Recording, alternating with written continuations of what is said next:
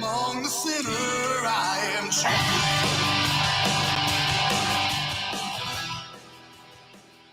Hey, good afternoon. It's Friday afternoon, right at 3:30. Look at that. This is Anthony here in Corona, California at Hope Radio. We're here for Men of Impact every Friday at 3:30, or at least that's the hope. I wasn't here last week. Sorry about that. Had some things that just didn't plan on, that didn't happen for me, and things that did happen for me that I didn't plan on. So wasn't able to make it. But I hope everybody missed me, because I sure missed everybody else. So, like I said, this is my favorite thing, my favorite time. I get to talk to people, guys who are men of impact, who are 99% of the time smarter than me. And I get a free hour of therapy almost every single week. It's kind of my thing. I'm not a professional. This is not what I do for money. This is what I do because some men breathed life into my life when I really needed it and helped me out, helped me get out of a dark place. Some of you who know me really well or know me from before know that there was some dark places in my life, and they just helped me, show me what a man really is all about and what that looks like. And it was completely different than the way I was doing it. So this is where I'm at. I just need to pay that forward. And I want to introduce some guys out there to me. The real heroes of the world, really, uh, are not the guys that you see on the TV, the court, the field, or the screen. These are the guys that are every day getting up in the grind, taking care of their families, taking care of their community, watching out for their kids and their wife, and treating them correctly, not just going to work, making money and paying the bills. Uh, Again, another part of my life that had to change. But uh, you go home, you go to work, go and pay your bills, and you come home, you don't spend any time with your wife or your kids, or you're mean or you're nasty or you're just mad all the time. That just doesn't work. So I just like to come out here and hopefully the right people tune in. The way I see it is that the Holy Spirit, it's about the Holy Spirit and God.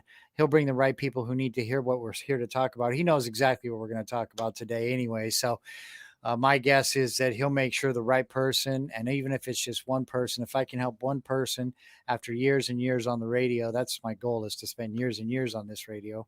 If I can just help one person be a better father, a better husband, and a better person to the man in his community, then I've done what I need to do.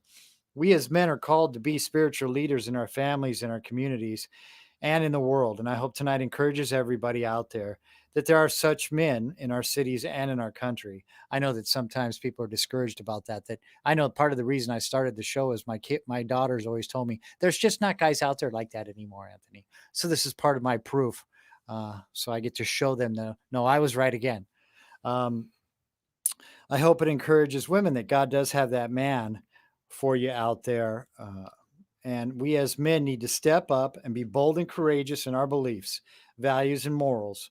If we're doing what we're supposed to do, what we were ordained to do, we probably wouldn't have things like foster care, adoption, single moms, CPS, rehab, maybe not even prisons. And the list goes on and on if you really think about it. We have to bring the family back as soon as possible. Couple morning, good morning, good afternoon, Tyson. Uh, a couple of scriptures I always talk to. Is Jake out there too? How you doing, Jake? Scriptures I always talk about, as iron sharpens iron, so one man sharpens and influences another through discussion. That's what we're here to do.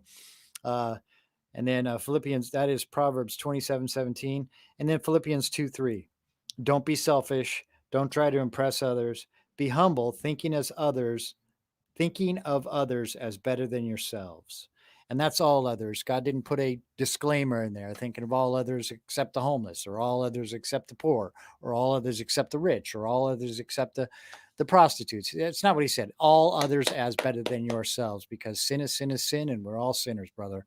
That's just the way it is. So don't get on your high horse. So Men of Impact was brought about. That's what it was brought about by a bunch of guys that helped me out. So the other thing that we do is we meet every Saturday morning at Starbucks off of Indian Truck Trail for all you locals. That's where we meet every Saturday morning at Starbucks. 6:30 to 8 a.m. Come out, join us. Or here's a thought: start your own Men of Impact group. I mean, if you're at a Bible study, sitting at a Bible study in church right now, guess what? You're a man of impact. The question is, are you're every man makes an impact in their family and their community. The question is it a positive or a negative one? That's the question. I want to show you that you can make positive ones, and it's okay if you've made negative ones in the past. Flip the script. Find Jesus will find you. All you got to do is turn around. He's right behind there, right behind you. So start your own. We started this group 5 years ago. 5 years ago, gentlemen, ladies and gentlemen, sitting at a Starbucks, me and another guy, me and a friend, reading a Bible. That was it. Talked about it, posted on neighborhoods and Facebook. Now we're up to 20, sometimes 25 guys, and we do life together. We've got a fishing trip coming up in August as well. So anybody wants any information, you can find us on Instagram at Men of Impact, Facebook, Men of Impact. Impact with a K, impact with a K. You can email us at menofimpact with a K at gmail.com. And you can find us, please subscribe to the YouTube channel, Men of Impact on the YouTube channel. And if you need any questions answered or any encouragement as far as starting your own Men of Impact group, and then one time we'll all get together. The goal is to get Men of Impact groups all over the city, all over your country, and then we all get together a couple times a year and have some type of a convention, a seminar, a bunch of men singing and praying and having a good time, right? So we're going to get started. I know I usually don't talk that long, Nate. Sorry. But we're going to get started here today. I have a pastor. He's a pastor. He's a friend of mine, fairly new friend of mine. He is a pastor at the church. We've gone fishing together. Yep. His name is Nate Cummings. I'm sure you may have seen it on my Facebook page as sort of an introduction. And we're going to get into it. I got some things. I want him to introduce himself, talk a little bit what he does at his church, whose church he is, and a little bit about the family, and then we'll go from there. Okay, Nate, say hi to everybody. Well, hello. Yeah, my name's Nate. I've been in ministry for a long time. And like 15 to 17 years since I was 10 or something. Got involved in ministry really in high school, and that's also where I met my wife. We've been married together now 12 years, and we have an 8-year-old son, Levi. And yeah, we've been in the Corona area for just over a year now. We moved in January. Kind of got settled in February, and then COVID hit. And so, yeah, it's been great getting to know everybody. Not at all. But I have gotten to know you and a few others fairly well now, and it's been good. A really cool journey of where God's brought us through over the last really 15 plus years together in those high school days and stuff. So, yeah. So you met your wife in high school, and you married your high school sweetheart. Yep. Yeah. Do you know what the percentages of that happening are? Probably pretty low. It's pretty low. Yeah. It's pretty low. Yeah. Even though that's what every girl wants.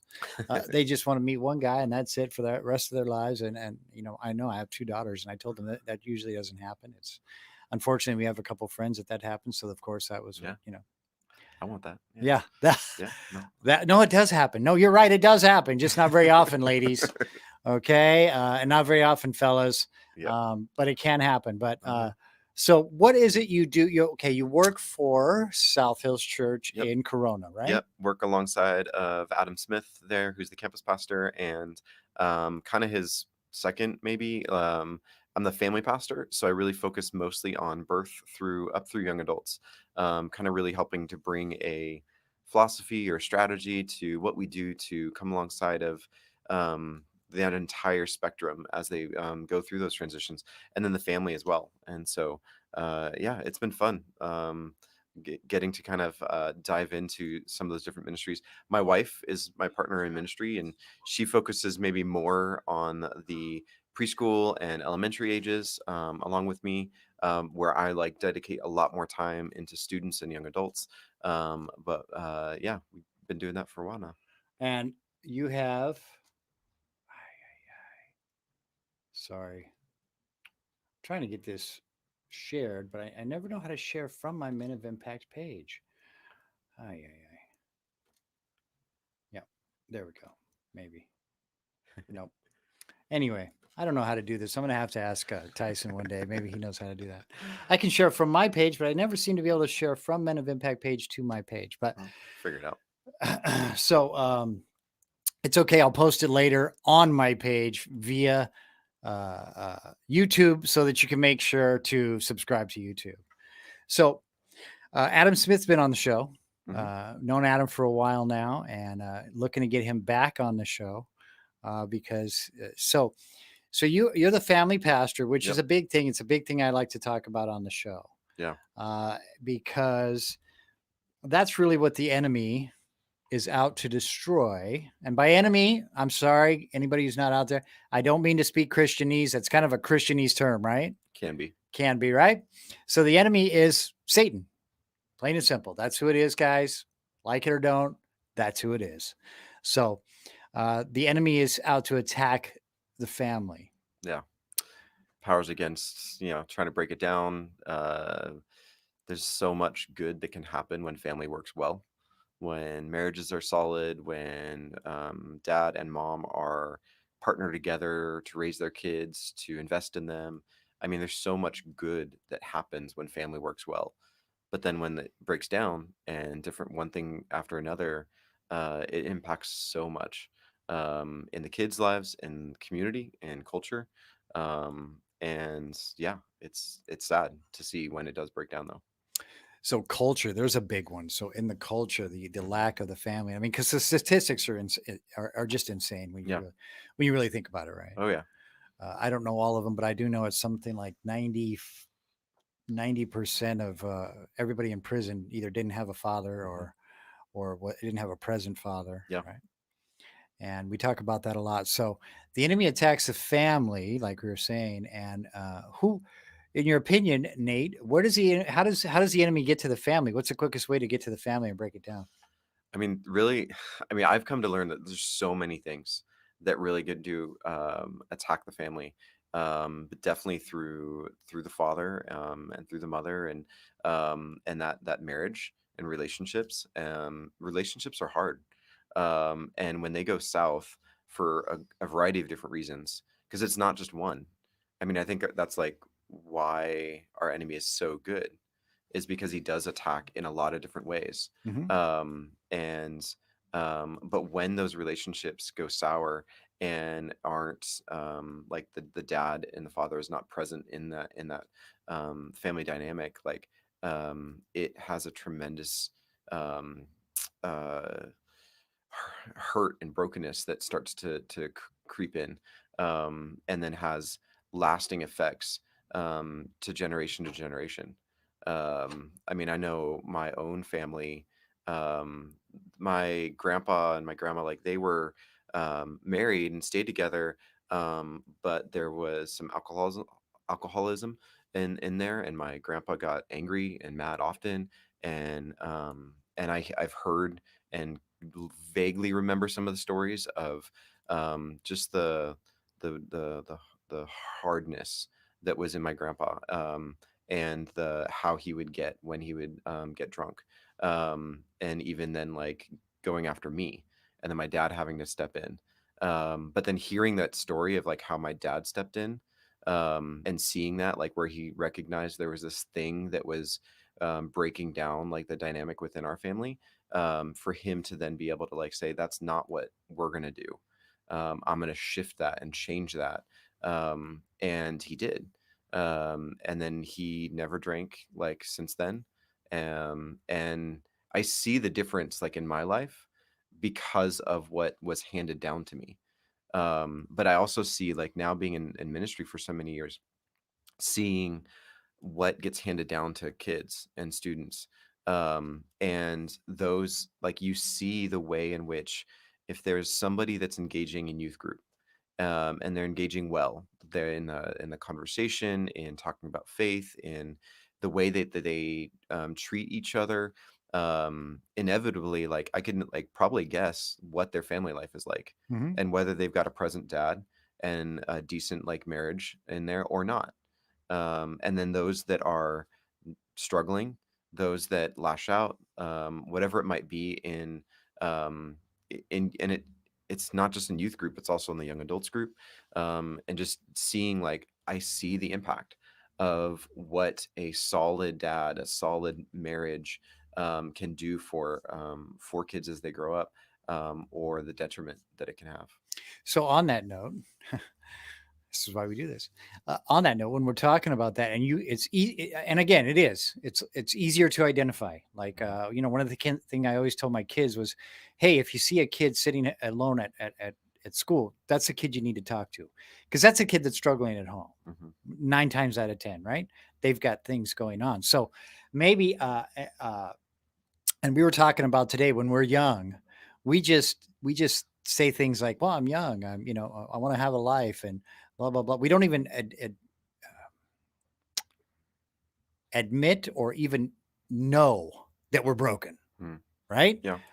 And we're certainly not going to say that out loud because we're young, especially men, right? We're far too proud to be broken, right? Yeah. Hey, fellas, you're broken. Everybody's broken, Yeah. man. Um, So, when what are some things you can do, or maybe, thank you, Jesus. What are some things that maybe you do, Nate, or that you teach, or that you can help others maybe when something like that is identified? How can you approach that young man or woman? And again, Yeah. we try to keep it, same sex, right? But how do we approach that in a way that doesn't drive them deeper? Because first of all, if they're in your group, at least they've made one step to the To positive, show up. right? They showed up, Yep. right? Yep. Okay. Yeah, like, you're talking about, like, what can we do in order to maybe change things? I think is kind of like what you're Yes, getting yes. at, And right? from an outsider, because we'll talk a little bit more about maybe after that. Like, they come to your group. What can you do? What Yeah. is do you, how can you help with the group? What can you say to them? What can you get to the group to how can you get them to interact with the group maybe? Uh, It yeah, it really comes down to modeling. Modeling for them the kind of things that I would want to see in them. It's the I mean, and it's rooted in, for me, in what how I've understand how the benefits, the good things that are in me are only in me because somebody else invested in me. They modeled for me what it looked like to engage in a group, to be a man, to be a servant, and to work hard, or any of the things that I strive to and value in me. I recognize it really, like, had its roots in somebody else that was present consistently, time and time again. And they did two things: they modeled it themselves, as well as, like, showed me and guided me to see it in different areas. um, and that's like it, but it's building relationships. Like, you can't model for somebody and influence them that unless if you have a relationship. mhm. And so you build a relationship, you sit yourself in their story, in their lives, and get to know them and meet them where they're at, while you still continue to be the best you can be in that. And in there, I believe that God works, and they start to see things differently, understand things differently, because too often these students, these guys, they're left to their own devices. Like, and I'm not meaning just devices, like, it is devices too, Yes, it but I mean, is. like, they're left to themselves to raise themselves almost, or it's somebody else's job. And so, whatever they're around, people, friends, videos, media, whatever they sit in and are with, influences them. So the best thing that I can do is be in their lives as well, be present in their lives, and model for them what I believe God would want them to be, their attitudes and actions, and call them to it. I some people struggle with, like, discipline, like in youth group, and how do you handle that, and this or that, and, like, Yeah, how do you handle um, that? I don't I it's gotten different. It's developed, like, over the years, but, like, there is a way. I feel like I've been able to, with students that show up fairly regularly, by getting to know them.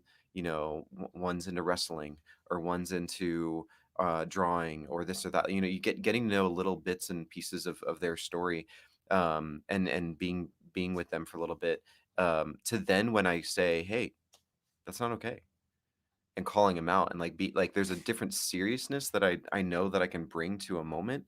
And I don't do it, I try not to do it like in front of everybody, but it's like the same thing I was saying before, like personally in their lives, like right there with them. Um and try to just say, hey, that's not what we do, like that's not okay, like I want to ask you to give respect to the people in this place. And like more often than not, like they respond to that. Well, they'll either respond to it and receive it, or they won't show up again. um if it's a somebody that's not coming that often, like I haven't built that relationship with, I won't necessarily go about it that way. But they might not show up, or may not show up for a little bit. But every time that I've been able to kind of do those two-prong things of really building the relationship and getting to know them, and then when needed, like share that like seriousness of like calling them to something higher, um it it builds on itself week to week, month to month, year to year, to disciple them. And like it really is kind of basic, like in my mind now, like I see it as simple. um it's more trying to recognize the opportunities that when they present themselves, to then be like able to be present with them. And just it's definitely has become more a part of just who I am, rather than just something that I have to. Oh, I'm going to go out and do this thing then, but it's becoming more of just like how I interact with different people. It's more of who I am, and I see that because I saw that in others. They were that way all the time, and I'm this like call to excellence, this life that was full of integrity.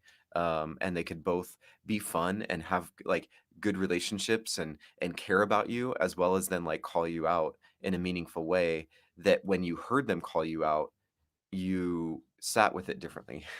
Like you couldn't help but like Right. either accept it, or build up some wall or barrier to go, I'm not gonna, I don't, nah, nah, nah, nah, nah, nah, like I don't want to do like that. And yeah. And that's one of the things that I learned about the Christian life and being a Christian man is your Christian brothers will call you out. Mm, They will not jump like secular brothers. They'll jump in the boat with you, man. I mean, you having a hard day with your wife.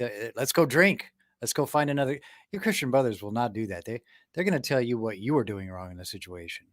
Uh, so then let's get to that, because some of it can be encouraging and some of it. I'm always trying to be encouraging. First of all, were you raised in the church? I mean, you were talking mhm. about your dad. Uh, were his parents?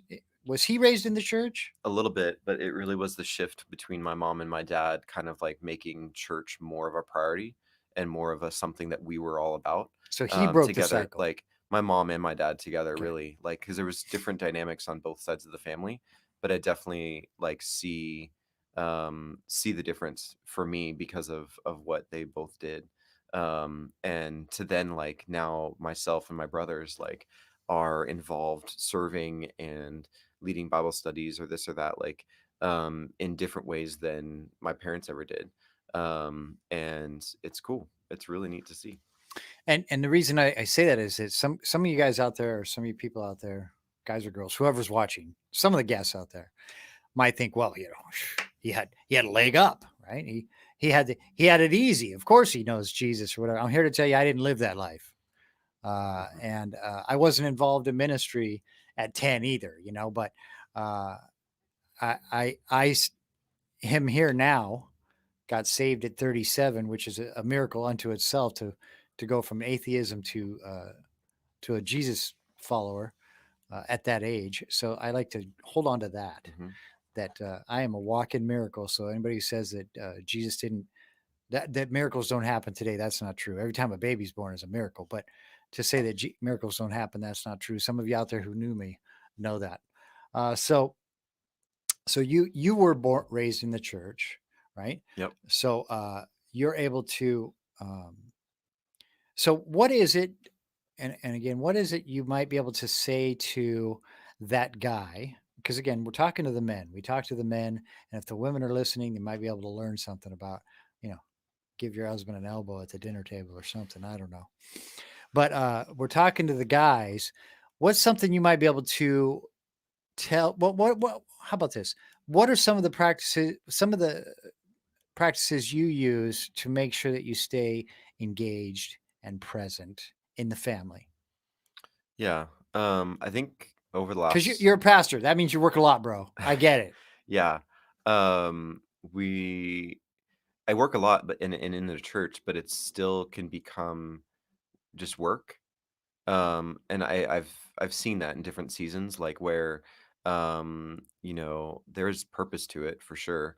And I'm in faith things all the time, but it easily can become just ordinary.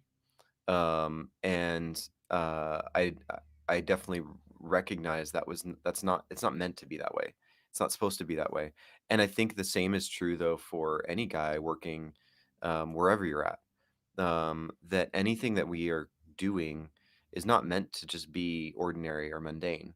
That God, if God created it all and he chose to send his son to become human, to work, I mean, what did he do for 30 some odd years? Like he just was a carpenter. He's just a carpenter. So is he not like doing something purposeful or meaningful? Like, I mean, there's other things like he entered humanity, and I don't think it was just for the priests or the pastors. Like it's for everybody. Right. Like whoso loved like the whole world. So it's like he was trying to bring the extraordinary into the ordinary. Ooh, I like that. Like he was trying to bring everything of the beauty and power and majesty of our creator and provider into our world, into the everyday, into the mundane. And so much of the words from Paul and Jesus was really speaking to the everyday. Um, tensions and stress and anger, patience, work, the way that we work and what we do with our families. I mean, that's like it's a calling out of all of those things, and that we are to work with all our heart as if working for the Lord. Well, if we're working for the Lord, like there's like a holy purpose in that, No and matter what we're no doing. matter what we're doing. And so I say all that to go like one of the things that I want to be reminded of, and strive to remind myself of, is that there's purpose in right now. There's purpose in the here and now, that God has for me, and to give it my all. And so nothing is for naught. And so what I do to when I wake up, have my cup of coffee, what I do with my son, like in the morning and the evenings with my wife, what I do when we're setting the table. There can be purpose in that God is like using. And when I'm mindful of that, it's like an attitude mind like thing. When I'm mindful of that, um, my day's better, my interactions are better. It's more full of life and purpose. Like when I can connect those ordinary things to something greater, there's an energy and a joy that can come out in the middle of that. And even in doing yard work, like even in doing other things, like um, it goes quicker or I enjoy it differently. And that didn't always used to be. It definitely was something that has grown in me. But I also see, like, I live better, my life is better when I have this kind of attitude, as well as then, like, I see what it's doing in how I'm then modeling it for my own son. And some of the patterns that maybe I had growing up, I'm like, I don't want to hand those off.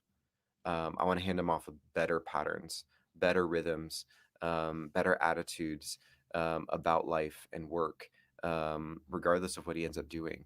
And there's purpose to my everyday because that happens. He picks up those behaviors um, and attitudes in me, and I see it. I see the connection between how I live day to day to then what he ends up doing.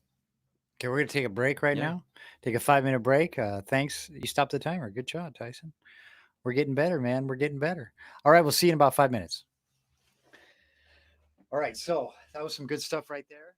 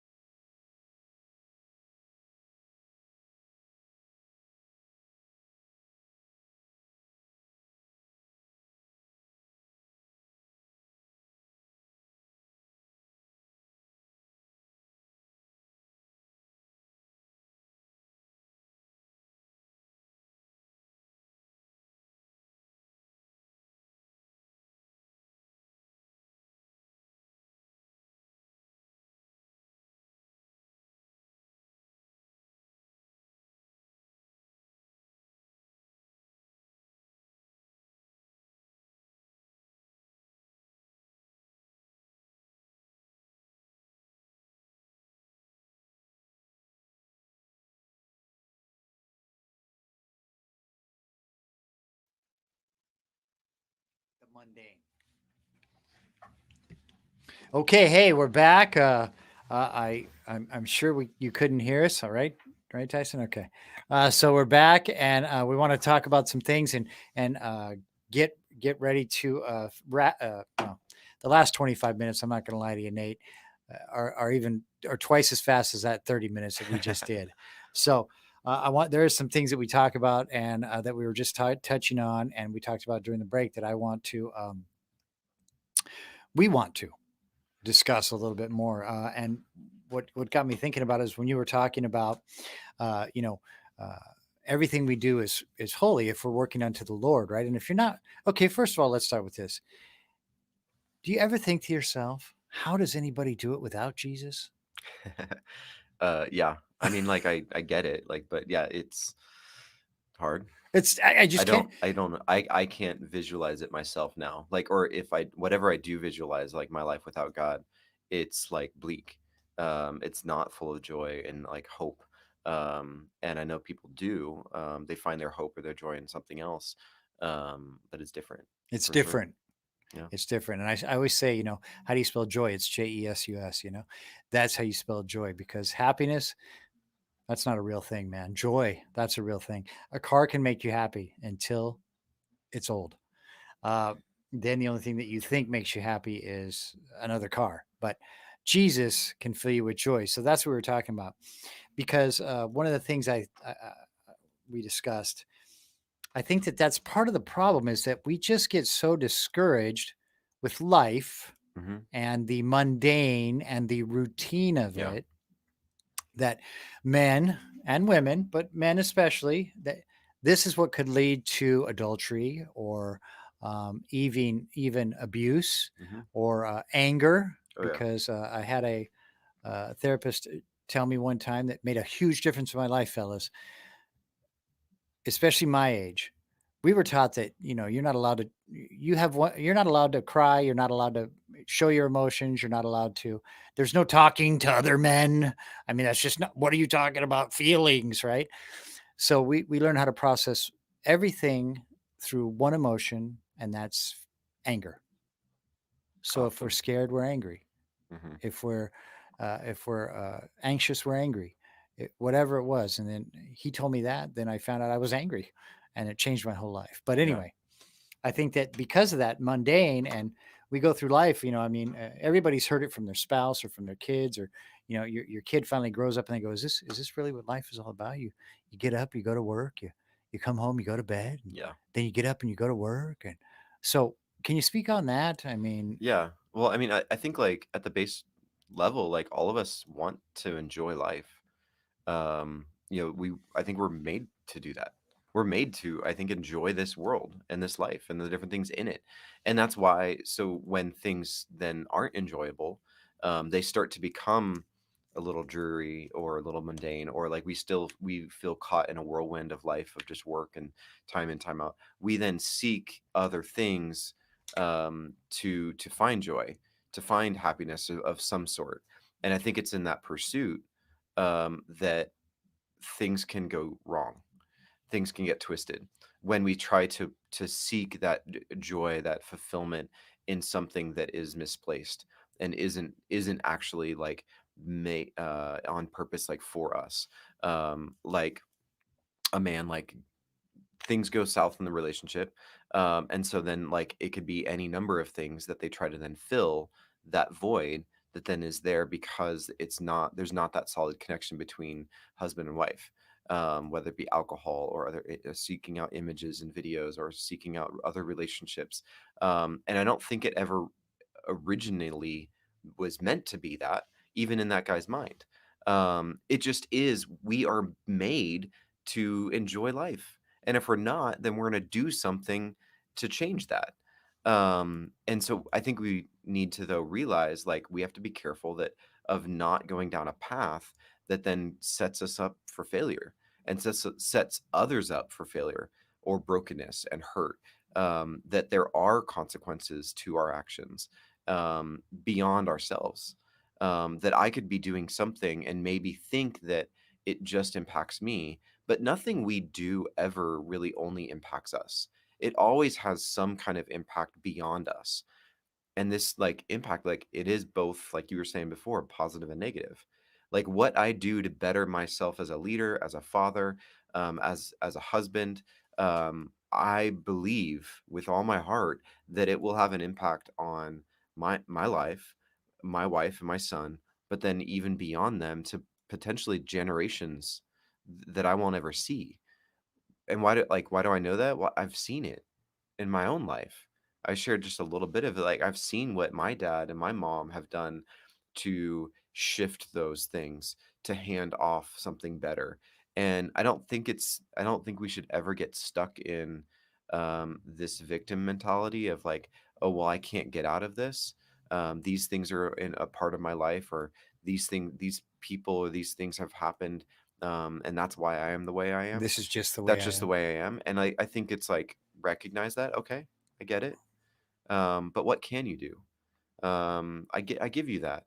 Yes, that's hurt. That's brokenness. That's not what I was given, or that's not what this other person was given. I get that. You were given that. But what are you going to do with it? And for me, like anytime I see brokenness, it does break my heart. I don't want to see other people go through certain cycles again and again with like a kid going off stray because dad did that, and I see where some of those junior hires or high schoolers are heading. Um, and I'm like, I don't want that for you. But if anybody listening could just recognize, okay, here's this thing that may be leading me into a negative thing, or is not necessarily putting me on a path towards anything good. What can I do about it? Is there something that I can do that might change that? And there are things you can do. There's people that you can put in your life to help you do that. And if you are one of those guys that feel like you have been blessed, then realize you've been blessed not just for you, but for somebody else. And the idea of modeling or sharing what we have um, goes beyond even just like our own family. Like I love my wife and my son, and I want to do everything for them and lay down my life to teach and empower and affirm them, and to see my son raised to like make a kingdom impact even better than he like bigger than he could himself. But I definitely realize also like I have the ability to make some kind of impact and influence on more than just my son. They are my primary ministry, but they are not the only thing that I have influence on. And so, what can I do to model, to live out integrity in who I am and what I do, as well as then to inspire and affirm others around me to do the same. And I think that any guy that starts to think that way, to realize that they have an impact and influence beyond themselves, is gold. Is amazing. Our culture doesn't teach us that either. It teaches us look out for number one, right? Yeah. We got to take care of ourselves. Don't worry about that guy. That's not your problem. Not my monkeys. Not my circus, right? Mhm. So when you say that, that's I think that's very eye opening for many, and I hope it is. I hope somebody is listening needs to hear that. So uh, that is something you wholeheartedly believe in, Mhm. and so do I. And because because I've lived it. Like I said, I'm only here because of Yeah. guys who I ended up in their lives. Mhm. They ended up in my lives, Yeah. and they decided that I was worth it, Yeah.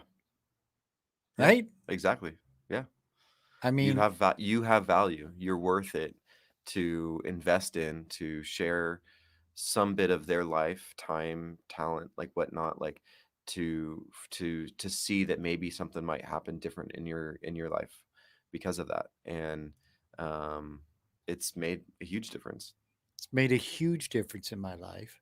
And I just want to say hey to all my guys out there, and all the guys in the Bible study, and thanks, guys. I know that we all do that for each other. That you all have value, and thanks for making me feel like, wow, I have Yeah. value. and just being there for me on Saturdays and other times and doing life with me. I just wanted to say that because, wow, thanks, Nate. Yeah. That that kind of got to me right there, um, and I appreciate it, and that's really why we're here. So we need to, if needed, we need to insert ourselves into other people's lives Yeah. I mean, you do it appropriately, but appropriately like I with believe love. with love, like, but I also believe like it starts with a mindset and an attitude to kind of see it that this kind of dynamic can exist. I can have influence. I can be a part of something beyond myself. And then it's prayerfully walking in the spirit, meaning like God will show you who to talk to. God will show you who to invest in. I believe that. I believe he'll put people in your path where you have the opportunity to invite them to a coffee or invite them to some family gathering and bring them along or whatever it might be, like, or go fishing.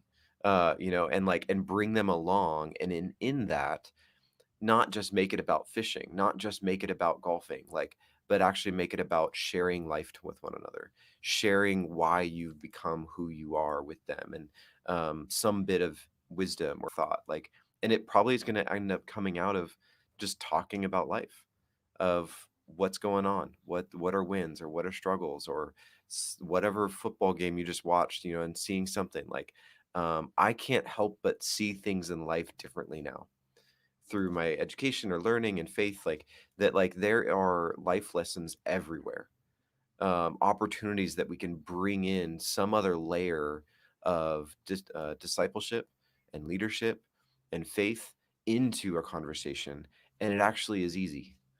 Because I think sometimes we feel like, well, I don't know how to talk about this thing. Like, I get it. I get it. It can feel weird or awkward, like, to like, okay, I'm gonna mentor you. You're now my mentee. Like, what, like, that just is awkward. Like, if you're to do that on the fishing boat, like with some other guys or whatever, like, but don't make it about that. Like, just make it about talking about life and looking for those opportunities, being mindful of like, oh, wait, this thing connected here, or I remember hearing this from this person over here. And you like, that's the beauty, like, I do all the time. Like, I'm not the one that necessarily has the great words.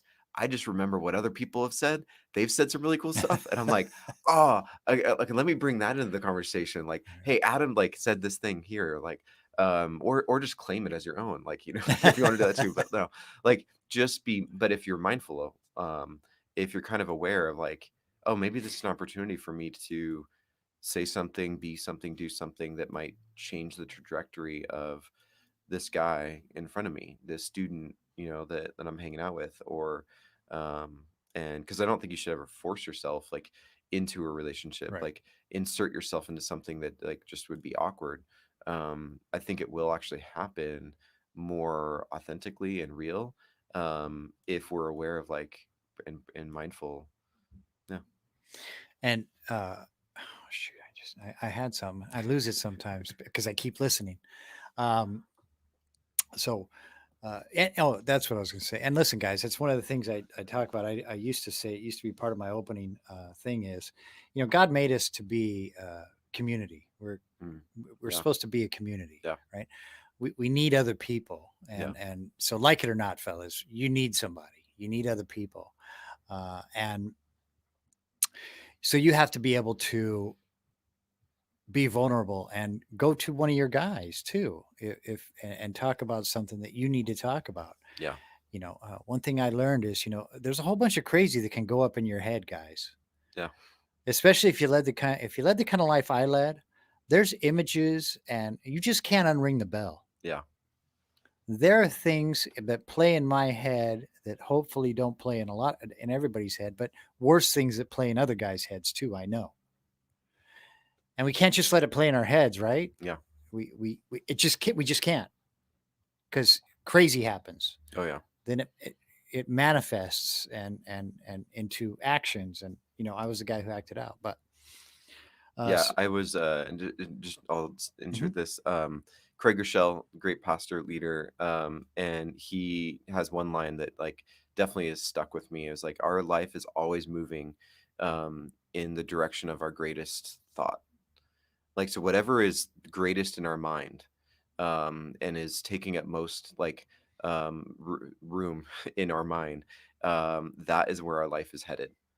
And so, whatever internal monologue that we have, either our self image, and what we believe about our work or our wife or our kid, will have an impact then on the direction of our life.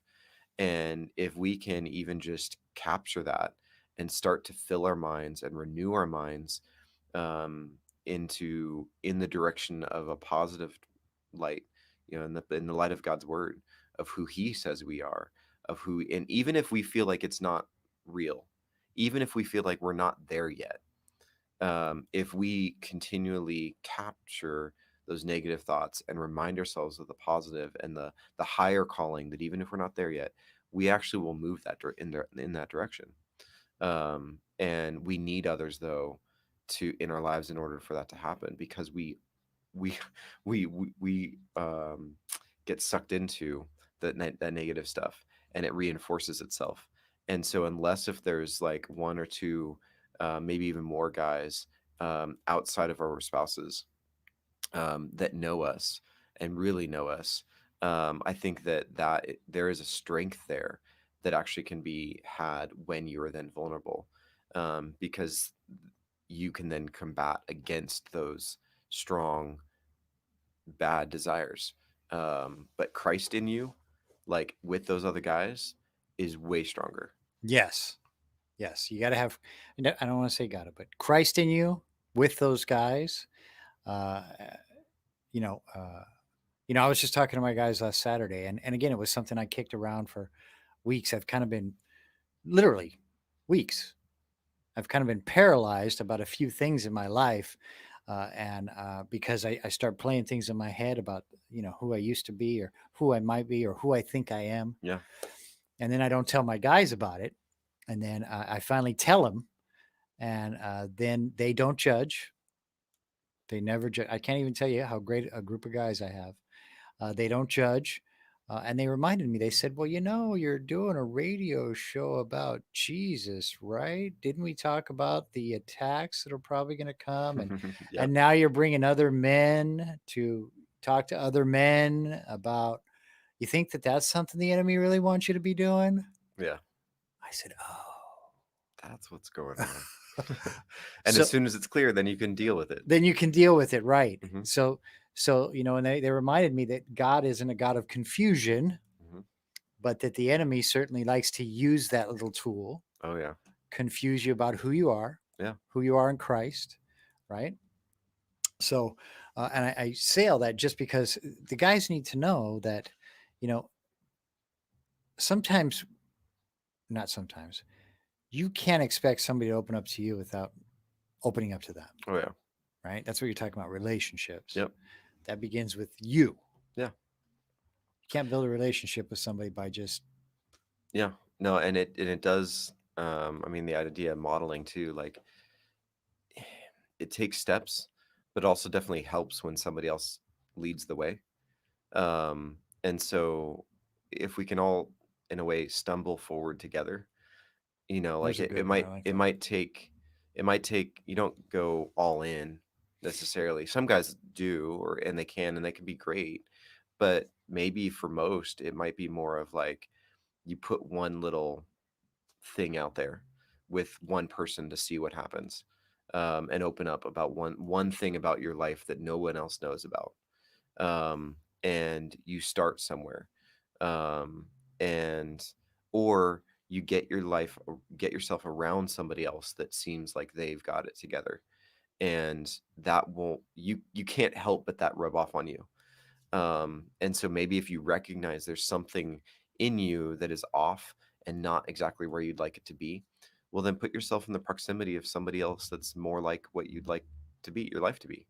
And if they're a little bit stronger or more vulnerable and you see that it actually helps them, well, then, like, get in a group, a Men of Impact group. Like, come on Saturday if you've never done that before. We've got ones at South Hills at the church, and several, and there's a men's group on Wednesday and a young adult group on Thursday, and things like that allow you opportunities to take a step to explore it, because it is a journey. It does take It is a time, journey. but there is a tremendous amount of value that it can add to your life when you do have that. Yeah, fellas, I'm here to tell you that we're here because of a group of men, Bible that I did started doing Bible study with years ago at South Hills, Hmm. right? And every other week kind of thing, and that's why we're here. That's why I'm here. It was no longer a ministry. I decided to pick up the torch. We decided, me and a buddy of mine, Jason Smith. If you're listening to me, come back. Um, but we decided to start that, and I'm here to tell you, you got to have that kind of thing, you know. And one of the things I learned from, or one of the things that I was taught by my guys, uh, is that uh, you got to have a approved list for your wife too. I have an approved. I can, because there are things. Honestly, guys, I'm going to tell you right now that it's better you go talk to a guy Yeah. than talk to your wife about. At least bounce it off them. That doesn't mean it's not something you don't have to talk to your wife about, but there are some things rolling around in a guy's head you don't talk to your wife about. But you got to talk to the right guy. Mm. Yeah. You got to talk to a guy that doesn't judge you, that's gonna model Yeah. and give you the right advice so that you don't do the wrong thing. And you got to be open and vulnerable to that and let them know. Especially guys my age, if you feel dumb telling a friend of yours something about your life, like Nate said, tell them something about yourself that nobody else knows. Yeah. I mean, there are things in our head that we think that as men that nobody else knows, right? Yeah. Oh yeah. And we would never discuss with our wives. I mean, sorry, wives, you don't want to hear it anyway. It's just crazy thoughts, is all I'm saying. It's just there are some crazy things that guys do and guys think that have nothing to do with our wives, have nothing to do with love, have nothing to do with anything. Just,